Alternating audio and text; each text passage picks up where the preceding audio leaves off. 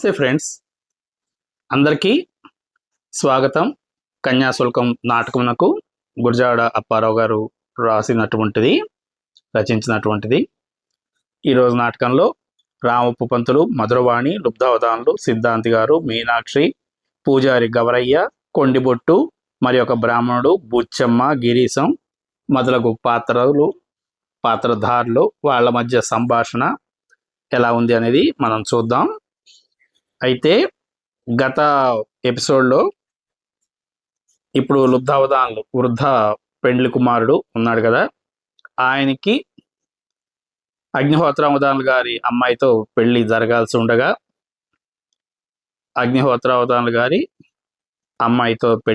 ఉండగా అమ్మాయి మేనమామ వృద్ధుడికి ఇచ్చి పెళ్లి చేయటం ఇష్టం లేక ఆ పెళ్లి తప్పించడం కోసమని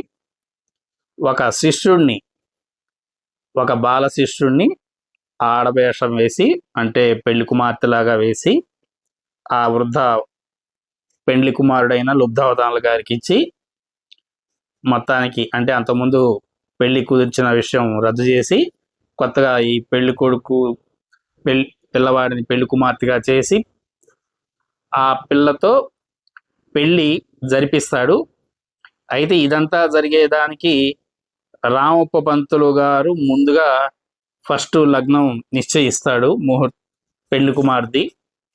అయితే తనకి తెలియకుండా కొంచెం డబ్బులు తక్కువగానే వేసి దీనికి ఒప్పుకోవడం జరుగుతుంది. లుబ్ధావధానులు ఎవరైతే ఉన్నాడో ఆ పెళ్లి కుమారుడు వృద్ధుడు, ఈ రామప్ప పంతులు వచ్చేలోపు పెళ్లి అయిపోతుంది. మామూలుగా 5 రోజులు పెళ్లి అయితే ఒక్క గడియతో పెళ్లి అయిపోవటం అనేది జరిగిపోతుంది. అయితే కాగా ఈలోపు రామప్ప పంతులు గారు ముందుగా కొంత అడ్వాన్స్ ఇచ్చుంటాడు, తన సొంత డబ్బులు. తీరా ఇప్పుడు ఆ డబ్బులు లాక్కోవటం కోసం ఇంకా పెళ్ళి అయిపోయింది, నేను రాకుండా అంత తొందరపడ్డారు ఏంటి, అది ఇది అని చెప్పేసి తిడతాడు వాళ్ళందరినీ. ఇలాగా సంభాషణ ఉంటూ ఉండగా ఇక సిద్ధాంతి ప్రవేశించును. రామప్ప పంతులు మాటలు ముగించి వెళ్ళిపోతుండగా రెక్కబట్టి నిలబట్టును. ఎందుకంటే ఎక్కడికి వెళ్తారు, కొంచెం నిలవండి అని సిద్ధాంతి అడుగుతాడు. రామప్ప పంతులు అంటున్నాడు, ఏమిటి నిర్బంధం? సిద్ధాంతి అంటున్నాడు మళ్ళీ, గుంటూరు శాస్త్రులు గారి పేరేమిటో మీకు కావాలా? రామప్ప పంతులు, ఏమిటా పేరు? పేరు రామశాస్త్రులు గారు, ఆయన పేరుతో మీకేం పని? వాడు నాకు బాకీ అన్నాడు రామప్ప పంతులు. మీకు ఒక దమ్మిడీ బాకీ లేడు, ఆ నిజం నాకు తెలుసును అంటూ ఉండగా చేయి పట్టుకొని రామప్ప పంతులు గారిది చేయి నొక్కేస్తున్నావేంటి అంటున్నాడు రామప్ప పంతులు.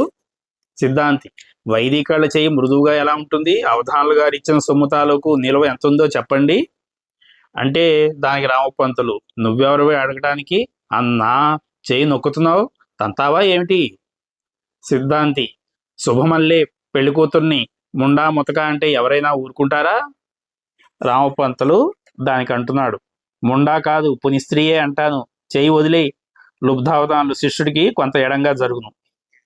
అంటే పెళ్లి కుమారుడు, ఆయన పెళ్లి జరిగిందిగా పెద్ద ఆయన. ఇక సిద్ధాంతి, కోపం వచ్చినప్పుడు లౌక్యం మర్చిపోకూడదు. మీరు ప్రభువులు, మేము ఆశ్రితులం, తమకు లాభించే మాట చెబుతాను, ఇలా దయచేయండి.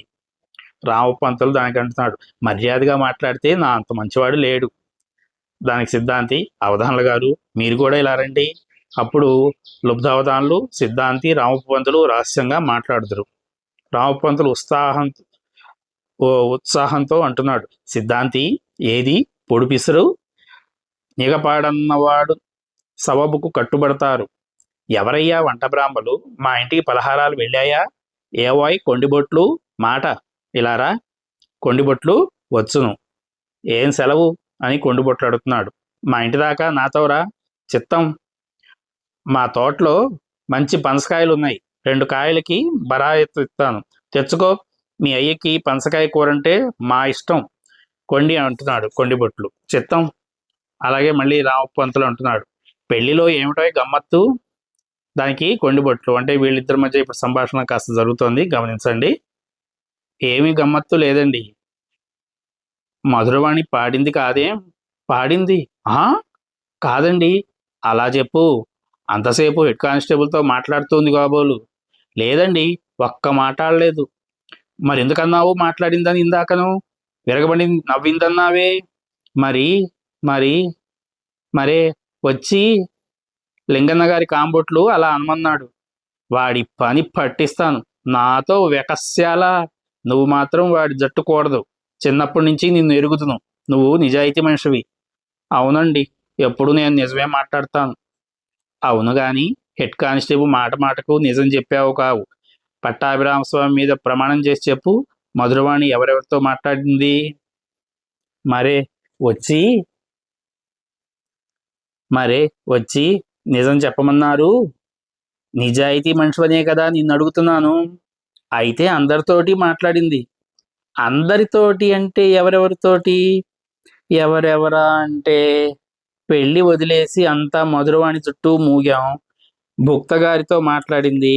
మరే వచ్చి ఇంకా ఇంకా ఎవరితో మాట్లాడింది? సిద్ధాంతి మంత్రం చెప్పడం మానేసి మధురవాణి చెవిలో ఏకాంతంగా మాట్లాడాడు.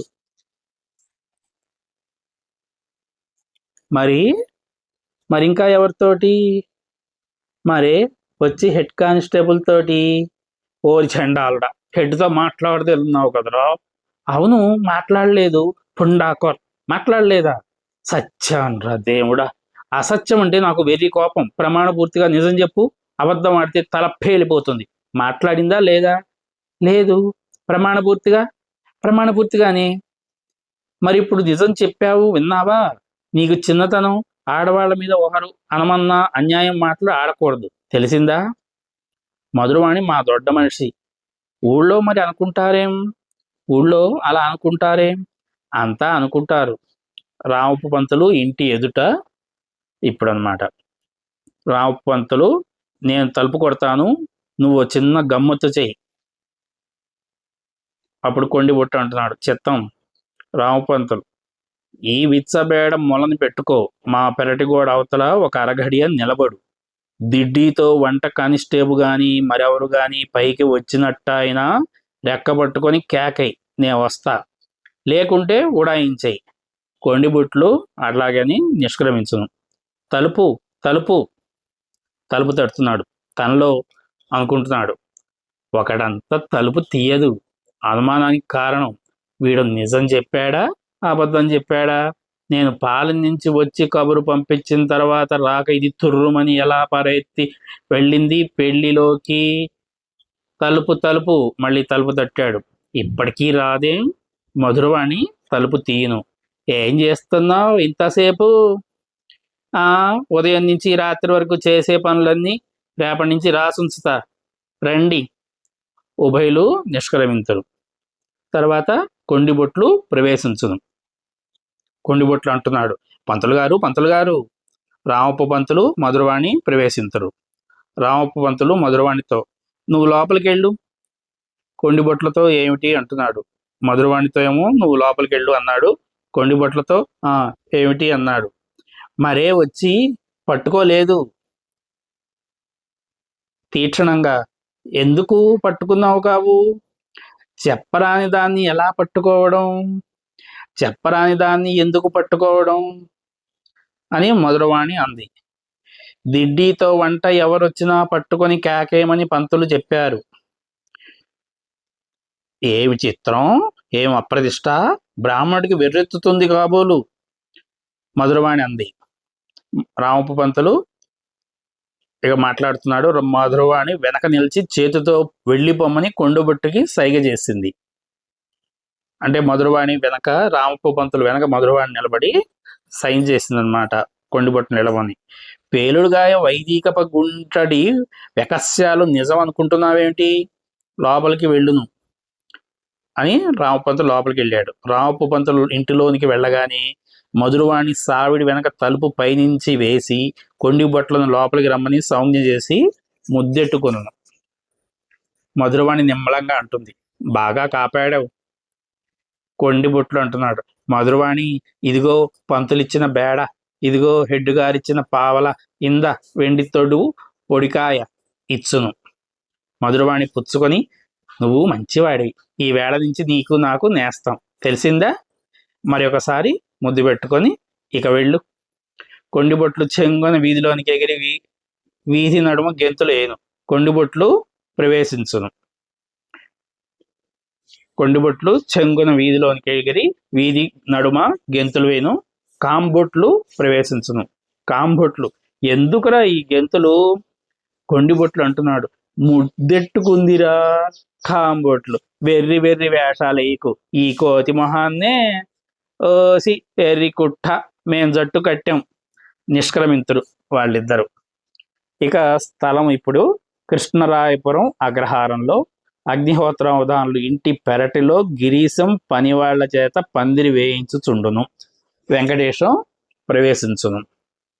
ఏం వాయ్ బావా, ఎడందవడ ఎర్రబారింది, నాన్న గోబ గదలేశాడు. ఏం చేశావు? సంద వార్చలేదని. వార్చినట్లు ఆ మాత్రం వేషం ఏ లేకపోతేవో చూడ్డనుకున్నాను. అనుకోవడాలు పనికిరావాయి బావా.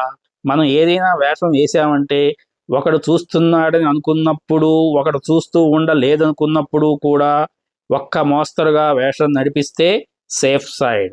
చూస్తున్నావు కావు, రోజు నేను ఎంతసేపు బకధ్యానం చేస్తానో. వెంకటేష్, యావని ధ్యానం చేస్తారు? ఏం ధ్యానమా? ఈ చాదస్త బ్రాహ్మణుడు ఎంతట్లో దేవతార్చన చేస్తాడు, ఎంతట్లో విస్తట్లో మెతుకులు పడతాయి అని తదేక ధ్యానం చేస్తాను. మంత్రాలు చదివి దేవుణ్ణి ధ్యానం చేయాలి కానీ అన్నం కోసం ధ్యానం చేస్తే పాపం కదా. ఇగ్నోరెన్స్. మత సంబంధమైన సంగతులు నీకేమీ తెలియవు. ఈ పెళ్లి అయిపోయిన తర్వాత నిన్ను మతంలో తర్ఫీదు చేయాలి. అన్ని మతాలు పరిశీలించి వాటి తాలూకు ఎసెన్స్ నిగ్గు తీసి ఒక కొత్త మతం ఏర్పరిచాను. అది అమెరికా వెళ్ళి ప్రజ్వలింపజేస్తాను. ఇప్పుడు మటుకు నీ సంశయం తీరుస్తాను. ఏమన్నావు? అన్నా ధ్యానించడం అని కదూ. ఏమన్నోయ్ నీ ఉపనిషత్? అన్నం బ్రహ్మేత్తి విద్యానాత్. అన్ననే బ్రహ్మ అని తెలుసుకోవాయి వెధవాయ్ అంది. తెల్లవాడు ఏమని ధ్యానం చేస్తాడో రోజును?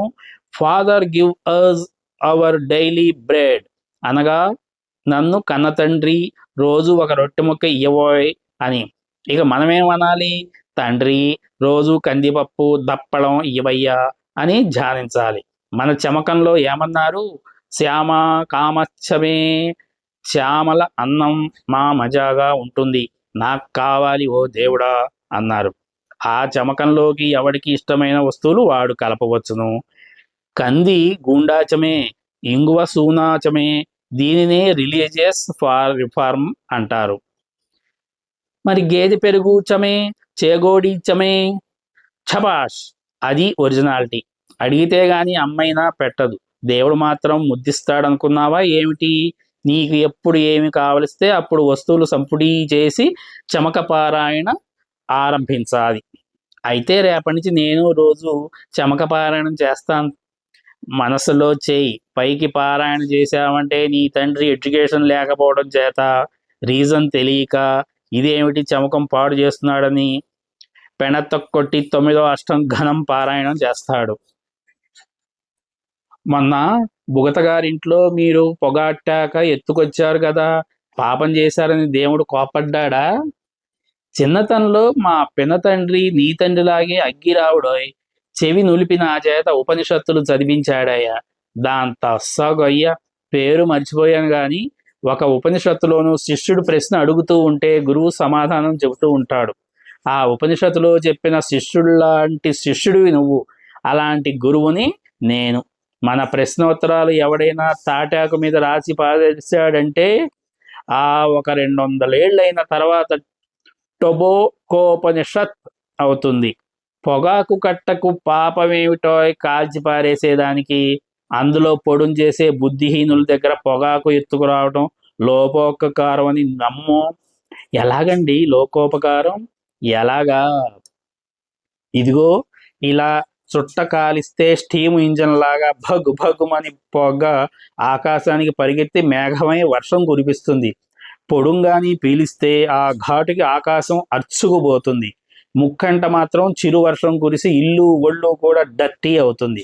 గనక పొడుం చేసే మూర్ఖుల ఇంట్లో పొగాకంత దొంగిలించి చుట్టలు గట్టి తగలెట్టవలసిందే. ఒకవేళ గిరీశం గారు తమరు దొంగతనం చేశారు, కొద్ది రోజులు నరకానికి విజయం చేయండి అని దేవుడు గాని అన్నట్టు అయినా ఒక చిన్న లెక్చర్ కొట్టి ఘబరాయింప చేస్తాను. ఏమని లెక్చర్ కొడతారు? ఏమనా? ఓ దేవుడా, నా మనసు ఇండిపెండెంట్గా సృజించావా, లేక డిపెండెంట్గా సృజించావా? ఇండిపెండెంట్గా అయితే నా ఇష్టం వచ్చిన పనల్లా నేను చేశాను, నువ్వెవరు అడగడానికి? ఇలా చిక్కులు పెట్టావంటే హెవెన్లో చిన్న నేషనల్ కాంగ్రెస్ ఒకటి లేవదీస్తాను.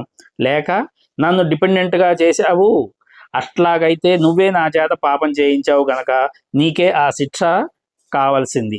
దేర్ ఫోర్ చలో నరకానికి చలో. అక్కడి నుంచి నువ్వు తిరిగి వచ్చేలోగా 6 ఘడియలు స్వర్గంలో నీ అధికారం నాకు ఇస్తివట్టనైనా కొన్ని సృష్టిలో లోపాలు సవరణ చేస్తానంటాను.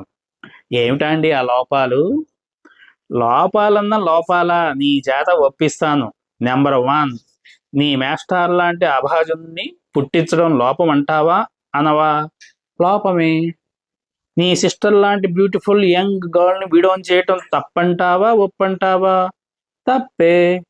ఇలాంటి లోపాలు కోటాని కోట్లు. ఇక రద్దు సృష్టి ఎంత అందుకుందాము? ఫర్ ఇన్స్టాన్స్ ఎన్ని సముద్రాలు ఉన్నాయి? 7. 7 ఏడ్చినట్టుగా ఉన్నాయి. పాల సముద్రం ఉంటూ ఉండగా మళ్ళీ పెరుగు సముద్రం, నేతి సముద్రం ఎందుకోయ్? ఇది ప్లియోనియిజం, పునరుక్తి. మరో తెలివి తక్కువ చూశావు? ఎందుకు పనికి మాలిన ఉప్పు సముద్రం మన నెత్తి కొట్టి పెరుగు, పాలు, నెయ్యి, చెరుకు పానకం ఈ సముద్రాలన్నీ ఎవరికి అందుకు రాకుండా దూరంగా విసిరేశాడోయ్. 1 సంవత్సరం కానీ నాకు దేవుడు దివాన్గిరి ఇస్తే భీమునిపట్నానికి పాల సముద్రం, విశాఖపట్నానికి మంచినీళ్ళ సముద్రం, కళింగపట్నానికి చెరుకు సముద్రం తెస్తాను. ఈ ఈస్టర్న్ ఘాట్స్ అంతా పొగాకు అరణ్యం చేస్తాను. ఈ లెక్చర్ నేను కొట్టేసరికి దేవుడు ఏమంటాడో తెలిసిందా? వీడు అసాధ్యుల్లా ఉన్నాడే, వెనకటికి పాత ఎముడువా కొత్త ఎముడువా అని అడిగిన పెద్ద మనిషి కంటే 1 ఆకు ఎక్కువ చదువుకున్నట్టు కనబడుతున్నాడు. గనుక వీడికో జోడు గుర్రాల బండి ఇచ్చి స్వర్గంలో ఉన్న యావత్తు మహలలు, బగీచాలు చూపించి ఏం కావాలంటే అది ఇవ్వండి అని దేవదూతలతో చెబుతాడు. నా శిష్యుడు వెంకటేశాన్ని కూడా తీసుకొస్తే గానీ నాకేం తోచదని నేను చెబుతా. అప్పుడు నిన్ను విమానం మీద తీసుకొస్తారు. మన ఇద్దరం స్వర్గంలో మజా ఉడాయిద్దాం. ఈ వేళకు మతం మీద ఇంతవరకు లెక్చర్ చాలును. ఇక వెళ్ళి దేవాలయం తోటలో కోతి పిల్లిని కర్ర ఆడుకో. సాయంత్రానికి నీ తండ్రి వచ్చేసరికి మాత్రం దీపం ఎదట కూర్చొని పుస్తకం తిరగేస్తూ పులుసటుకులు ధ్యానం చేయి. ఇంగో వేసి భలే సొగసుగా తయారు చేస్తాను. వెంకటేశం వెళ్ళును రనేవే అంటే పరిగెత్తాడనమాట. ఇక బుచ్చమ్మ ప్రవేశించింది. ఇక బుచ్చమ్మ, గిరీశం ఇలాగా సంభాషణలు ఉన్నాయి. ఏంటో చూద్దాం. బుచ్చమ్మ అంటోంది, ఈ రుబ్బు రోలు నిండా తాటాకు ముక్కలు పడుతున్నాయి, యువతలకి లాగేసి పెడతారు. అదెంత పని? గిరీశం రుబ్బురోలు పందిరి అవతలకి లాగును. బుచ్చమ్మ రుబ్బురోలు కడిగి మినపప్పు రుబ్బును. గిరీశం పాడుతున్నాడు, భజ గోవిందం భజ గోవిందం గోవిందం భజ మూఢమతే. ఏం వదినా కంట నీర పెడుతున్నారు? ఏమీ లేదు. మీరు కంట నీరు పెడితే నా మనసు కరిగిపోతుంది. మీకేం మహారాజులు, మా కష్టాలు మమ్మల్నే బాధిస్తాయి. ఏమీ కనికరం లేని మాట అన్నారు. మీరు అలా దుఃఖంలో మునిగి ఉంటే ఎందుకు నాకు ఈ వెధవ బతుకు? మీకోసం ఏం చేయమంటే అది చేస్తానే, ప్రాణం ఇచ్చేయమంటే ఇచ్చేస్తానే. దాఖలా చూడండి, ఇదిగో కత్తిపీట.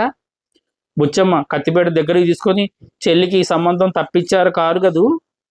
గిరీశం అంటున్నాడు, అదొక్కటి మటుకు సాధ్యమైంది కాదు.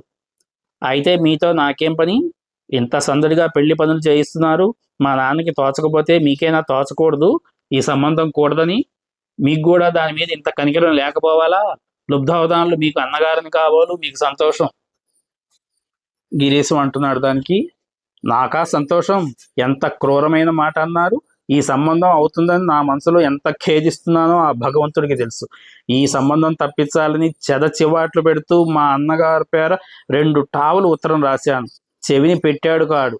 నేను ఏం చేతును? వాడిని స్మరిస్తేనే పాపం.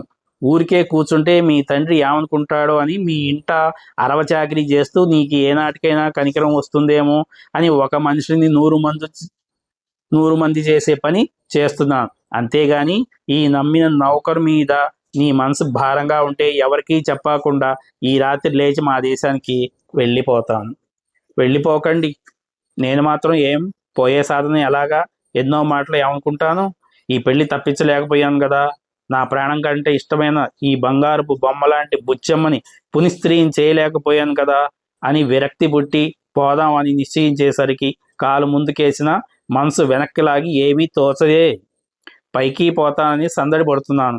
నా బుచ్చమ్మ కనబడకపోతే పోయి బతకడం ఎలాగా? దానికి ఎంత కనికరం లేకపోయినా ఇక్కడే ఉండి చూసైనా సంతోషిద్దాం అని ఉండిపోతూ వచ్చాను. బుచ్చమ్మ అంటోంది, మీరు చెబితే లుబ్ధావదాలు గారు పెళ్లి మానుకుంటారని తమ్ముడు చెప్పాడు. నే చెప్పిన మాట ఈ భూప్రపంచంలో ఎవడూ కొట్టివేయలేదు. అంచేత వెంకటేశం అలా అని ఉంటాడు గాని మీ తండ్రి ఒకడు, మా అన్న ఒకడు లోకాతీతులు. వాళ్ళు బ్రహ్మ చెబితే వినరు. ఈయనకి వెరి కోపం. అతగాడు శుద్ధ పీనాసి గొట్టు. మా అన్న సుఖపడ్డానికా ఈ పెళ్లి తలపెట్టాడు. నీ మొగుడు నిన్ను పెళ్ళాడి ఎంత సుఖపడ్డాడో మా అన్న నీ చెల్లెల్ని పెళ్ళాడి అంతే సుఖపడతాడు. ఆఫ్రికా దేశంలో స్లావరీ అని ఉంది. అనగా మనుషుల్ని పట్టి పశువుల్లాగా బజార్లో అమ్ముతారు. ఎవరు కొనుక్కుంటే వాళ్ళింట్లో ఆయా మనిషి బతికినాళ్ళు చాకరీ చేయాలి. అలాగానే మా అన్న మీ చెల్లెల్ని పెళ్లి అనే మిషపెట్టి కొంటున్నాడు. వాడింట ఇది జీతం లేని బాప నక్కలాగా పని పాటు చేస్తుందని వాడి ఆశ. నేను కూడదని ఎంత గడ్డి పెట్టినా విన్నాడు కాడు. ఈ కష్టాలన్నీ ఇలా ఉండగా నాకు మరో భయం వేస్తోంది. చెబితే కోపం తెచ్చుకోగదు. మీరేం చెప్పినా నాకు కోపం లేదు. ఆ మాత్రం ధైర్యం ఇస్తే నాకు కావాల్సిందేంటి?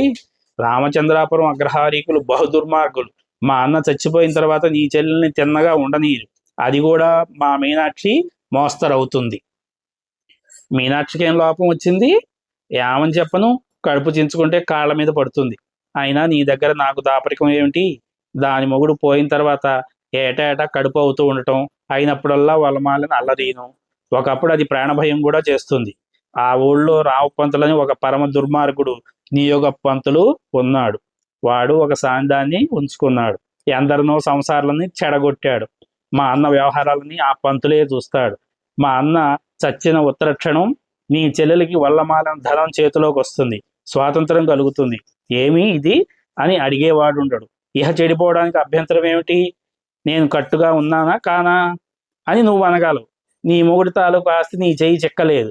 మొగుడి ఇంటికైనా నువ్వు వెళ్ళలేదు. అవును, తల్లిదండ్రుల చాటున ఖాయిదాగా ఉన్నావు. పరాయవాడి ఇంట్లో అడుగు పెట్టలేదు. కానీ ఇలా ఎంతకాలం వెళ్తుంది? నిన్ను తల్లిదండ్రులు కలకాలం కాపాడలేరు కదా. వాళ్ళు పోయిన తర్వాత నీకో స్వాతంత్రం వస్తుంది. ఏ కాలానికి మనసు ఎలా ఉండునో అప్పుడు కాలు జారిన తర్వాత ఏమనుకుంటావు? అయ్యో, నాడు గిరీశాన్ని శాస్త్రోక్తంగా పెళ్ళాడి పునిస్త్రీనికైనా కాకపోతేనే పిల్ల పేక కలిగి అష్టైశ్వర్యాలతో తొలదొగుదును కదా. ఈ దురవస్థ నాకు రాకపోవును కదా అని విచారిస్తావు. అప్పుడు నే ఎక్కడ ఉంటాను? స్వర్గంలో నీ కోసం ఎదురు చూస్తూ ఉంటాను. ఈ పెళ్లి అయిపోయిన తర్వాత వెంకటేశము నేను పట్టణానికి వెళ్ళిపోతాం. నిన్ను తలుచుకుంటూ నిద్రాహారం మానేసి కొన్ని రోజులు ఉంటాను. ఎంతకాలమని మనిషి అన్నవాడు నిద్రాహారం మాని ఉండగలడు? నిన్ను తలుచుకొని నిద్ర పట్టక 2 జాములు రాత్రప్పుడు నా గదిలో ఈజీ చైర్ మీద కూర్చొని ఉండగా ఎదుట బల్ల మీద మెరుపు దీపం, గోడ నిలువుటద్దం ఉన్నాయి. ఆ అద్దంలో నా ముఖం చూసుకొని ఏమంటాను? ఈ సొగసైన ముఖం, ఈ తామర రేకులు లాంటి నేత్రాలు, ఈ సొగమీసాలు ఇవన్నీ వృధా కదా. ఎవరు చూసి ఆనందించడం? నా బుచ్చమ్మ నన్ను పెళ్ళాడికిపోయిన తర్వాత నా బతుకు ఎందుకు అని నిస్పృహ కలిగి చర్రున టేబుల్ సొరుగు తీసి అందులో ఉన్న జోడుగుళ్ళ పిస్తోలు ఎక్కుబెట్టి గుండె దూసిపోయేట్టు కొట్టేసుకుంటాను. కొట్టుకోకండి, మీరు అలా అంటే నాకు ఏడుపు వస్తుంది. తక్షణం దేవతలు విమానం పంపించి నన్ను స్వర్గానికి తీసుకెళ్తారు. స్వర్గానికి వెళ్ళాను, నాకు అక్కడ మాత్రం సుఖం ఉంటుంది అనుకున్నావా వదినా? నవాభరణ భూషితురాలై రంభ తుక్కుతూ తారుతూ వచ్చి, హా ప్రియా గిరీష, నీలాంటి సుందరుణ్ణి అన్నడూ నేను చూడలేదు, రమ్ము నన్ను చేకొమ్ము అని రెక్కబట్టుకు లాగుతుంది. నేనేమంటాను? ఛీ, అవతలికి నేను యాంటీ నాచ్. సానిధి తాగితే పరమ అపవిత్రంగా తలుస్తాను. పియర్స్ సబ్బు రాసి కడిగితే గాని నా చేతికి కల్మషం పోదు. నువ్వా రంభవి? మా బుచ్చమ్మ సొగసుకి నువ్వు వడ్డీకి పనికిరావు. గోయవే ఢామ్ డర్టీ గూస్ అంటాను. అలాగే మేనక, ఊర్వశి, తిలోత్తమ మొదలైన 50 మంది అప్సర స్త్రీలని తన్ని తగలేసి కాషాయ వస్త్రాలు ధరించి కల్పవృక్షాయని హా బుచ్చమ్మ బుచ్చమ్మ అని నీ పేరు జపం చేస్తూ అనేక సంవత్సరాలు పద్మాసనం మీద ఉండిపోతాను. అంతటా కొన్నాళ్ళకి నా తపస్సు ఫలించి నువ్వు నందనవనంలోకి చంద్రోదయంలాగా బయలుదేరి వస్తావు. నేను ప్రియులా నేను ప్రియురాలా ఎన్నాళ్లకు వచ్చావు అని అమాంతంగా వెళ్ళి నిన్ను కౌగిలించుకుంటాను. అప్పుడు నీ మొదటి మొగుడు ముసలి వెధవ గావంచ గుట్ట కట్టుకుని పొడు ముక్కుతో బుచ్చమ్మ నా పెళ్ళం అని అడ్డు రాబోతాడు. వెధవాయ, నువ్వు బుచ్చమ్మకు తగవు, నీ రూపాయలు నువ్వు పట్టుకుపో అని ఒక్క తోపుతని తగలేస్తాను. మన ఇద్దరం సుఖంగా స్వర్గంలో శాశ్వతంగా ఉండిపోతాం. బుచ్చమ్మ ఏడుస్తున్న దాన్ని నవ్విస్తారు. నువ్వు నన్ను పెళ్లాడితే మనం బతుకున్నంతకాలం నవ్వుకుంటూ ఆనందిస్తూ కాలం వెళ్ళబుచ్చుతాం. అప్పుడు నిన్ను ఇలా పప్పు రుబ్బనిస్తానా? మనకి ఎంతమంది నౌకర్లు ఉంటారు, ఎంతమంది చాకర్లు ఉంటారు, తోటలు, దొడ్లు, గుర్రాలు, బళ్ళు. నిన్ను నడవనిస్తానా? పుష్పంలాగా నెత్తి మీద పెట్టుకుంటాను. అప్పుడు నీకు కలిగే ఆనందం ఆలోచించుకో. నా జన్మకి మరి ఆనందం ఎక్కడిది? నీకు నేను దాసుడై ఇదిగో నన్ను స్వీకరించు, నన్ను పెళ్లాడి ఆ జన్మం ఆనందం అనుభవించు, నన్ను ఆనందంలో ముంచు అని బతిమాలుకుంటుంటే నువ్వు వట్టి సులభ సాధ్యమైన సుఖమును కాలువ తన్నుకు పోయి నా బతుకు కూడా బుగ్గిని కలిపితే నేనేమి చేయగలను? మీ బతుకు లోపమేమి? మీరు మహారాజులు. నువ్వు నన్ను పెళ్లాడితే కదా నేను మహారాజుని అవుతాను. నీ నోటంట వచ్చిన మాట అమోఘం, ఒట్టినే పోకూడదు గనక నాతో వెళ్ళిపోయిరా. అమ్మ నాయన, నేను మీతో రాను. సరే, రాకపోతే నేనే కదా ప్రాణం త్యాగం చేస్తాను. పీడా నాడా కూడా పోయే. అలాంటి మాటలు అనకండి. చేసే మాట చెబితే తప్పేటి? నేనేమైతేని నీ చెల్లెల మీద నీ కనికరం కద్దు. బుచ్చమ్మ అంటోంది. అదేం అలా అడుగుతున్నారు? నిజంగా కనికరం ఉందా? ఉండకుండా ఉంటుందా? ఉంటే ఈ పెళ్లి తప్పించే సాధనం నీ చేతుల్లోనే ఉంది. నా చేతుల్లోనా? అక్షరాల? ఏమి చిత్రమైన మాటలు చెబుతున్నారు? ఈ భూప్రపంచం మీద ఉండుకున్న 50 మంది స్త్రీల్లోనూ నిన్నొక్కతనే వల్చి నీకు నేను సుతరాము లొంగిపోయబట్టే కదా నా బతుకు హాస్యాల కింద అయిపోయింది. మీ తోడు అలా అనకండి. పోని ఆ మాత్రం భరవాసా ఇచ్చావు. ఒక మాట నాకు ప్రమాణ పూర్తిగా చెప్పు. నీ చెల్లెల్ని పెళ్లి తప్పించడం నీ చేత అయితే చేస్తావా? చెయ్యనా? ఏమో, చేస్తావో చెయ్యవో. చేస్తా అని ప్రమాణం చేస్తేనే ఆ మాట నీకు చెబుతాను. యావని ప్రమాణం చేయమంటారు? నా మీద ప్రమాణం చేయి. మీ మీద ప్రమాణమే? చెప్పండి. అయితే విను. ఒంటరిగా చూసి ఈ మాటే నీతో రహస్యంగా చెబుదామని కాచి కాచి ఉండగా ఈవేళ మీ తండ్రి ఊరికి వెళ్ళటం, మీ తల్లి వాకిట ఉండటం నుంచి సమయం చిక్కింది. చెవి ఒగ్గి విను. నీ చెల్లెలు పెళ్లి తప్పడానికి ఒకటే సాధనం ఉంది. అది ఏమిటంటే నువ్వు ముందు వెనక ఆలోచించగా నాతో లేచి వచ్చి నన్ను పెళ్లి చేసుకోవడమే. లేకుంటే నీ చెల్లెలు పెళ్లి తప్పదు. బుచ్చమ్మ మూసి నవ్వుతూ, నేను మీతో వస్తే మా చెల్లెలి పెళ్లి ఆగిపోతుంది. ఏమి చిత్రాలు! ఆ మాట నీ చేతనే ఒప్పిస్తాను కదూ. విను. పెళ్లికి తరలి వెళ్తున్నప్పుడు రెండో నాడు రాత్రి బండివాడి చేతిలో 4 రూపాయలు పెట్టి నీ బండి తోవ తప్పించి అనకాపల్లి రోడ్డు పట్టిస్తాను. అక్కడి నుంచి రామవరం దాకా మా స్నేహితులు అంచీ బళ్ళు ఖణాయిస్తారు. ఆడుతూ పాడుతూ మనం దౌడాయించి రామవరంలో పెళ్లాడేసుకొని సుఖంగా ఉందాం. ఇక మీ వాళ్ళ సంగతి ఏమవుతుంది? మనం ఉడాయించిన మన్నాడు తెల్లారగట్ల నీ బండి కనబడక కలవిల పడి మీ వాళ్ళు నెత్తి నోరు కొట్టుకుంటారు. నీ చెల్లెలు పెళ్లి ఆగిపోతుంది. మరి 2 రోజులకి మనం పెళ్ళాడామని తెలుస్తుంది. నిన్ను ముసలివాడికి ఇచ్చి కట్టబెట్టినందుకు కలిగిన చిక్కులు చూస్తూ నీ తండ్రి నీ చెల్లెలికి మళ్ళీ ముసలి సంబంధం చెయ్యడు. నీ తండ్రి ఒకవేళ మూర్ఖించి పెళ్లి చేస్తా అన్నా మన తమాషా విన్న తర్వాత నా అన్న నీ చెల్లెల్ని మరి పెళ్లి చేసుకోడు. ఇది సిద్ధాంతం. అవునా కాదా? అవును కాబోలు. అయితే మరి అందుకు సమ్మతమేనా? ఎందుకు? నాతో వెళ్ళిపోయి రావడానికి. అమ్మ నాయన, నా ప్రాణం పోతే నేను మీతో రాను. రాకపోతే మీ చెల్లెలకి ఈ పెళ్ళి తప్పదు, నాకు చావు తప్పదు. అలా అనకండి. అనకపోతే మాత్రం చావు తప్పేందుకు అనకనా నిన్ను వదిలి బతకలేను. అనకపోతే మాత్రం చావు తప్పేకుంది కానుకనా నిన్ను వదిలి బతకలేను. అది ఒక చావు. నువ్వు నా మీద ఒట్టేసుకుని ఆ మాట తప్పితే నన్ను దేవుడే చంపేస్తాడు. అది రెండో చావు. మరి నాకు ఎలా తప్పుతుంది ఈ చావు? నా నుంచి మీరు చచ్చిపోతే నేను చచ్చిపోతాను. చచ్చిపోకండి. నా వశమా? అడుగో నీ తమ్ముడు వస్తున్నాడు. మరి మనం ఈ కష్ట సుఖాలు మాట్లాడడానికి వీలు చిక్కదు. ఒక్క మాట చెప్పు, బతకమన్నావా చావమన్నావా? 1000 ఏళ్ళు బతకండి. అలాగైతే నాతో రావడం ఖాయమేనా? ఏం చేయమంటే అది చేస్తాను. వెంకటేశ్వరం మిడతను పట్టుకుని ప్రవేశించదు. వెంకటేశ్వరం అంటున్నాడు, ఇదిగోనండోయ్ గొల్లభావని పట్టుకున్నాను. గిరీశం అంటున్నాడు, చూశావు వదినా, నీ తమ్ముడు చిన్న గుంటడైనా అప్పుడే గొల్లభావని పట్టుకుంటున్నాడు. బుచ్చమ్మ ముసిముసిగా నవ్వుచూ, మిడత. గిరీశం అంటున్నాడు బుచ్చమ్మతో, ఎన్నాళ్ళకు మిడతం బొట్లు చేతుల్లో చిక్కాడు వెంకటేశ్వరంతో అంటున్నాడు. ఇలా అయితే మిడతల్ని పట్టుకోవడం మంచి ఎడ్యుకేషన్. ఇదే న్యాచురల్ హిస్టరీ, ప్రకృతి శాస్త్రం. వెంకటేశ్వర అంటున్నాడు, అక్కయ్య కొంచెం ఊరు పిండి. అమ్మ చూస్తే తంతుంది. అమ్మ చూడదలే, ఊరు పిండి చేతిలో వేసుకుని నాలుగుతో నాకి గెంతును, తెర దించును. ఇది ఫ్రెండ్స్ కన్యాశుల్కంలోని ఈరోజు అంకము. చాలా బాగుంది కదా వీరి సంభాషణలు. మీ అందరికీ నచ్చిందని తెలుస్తాను. Thank you for watching. నమస్తే.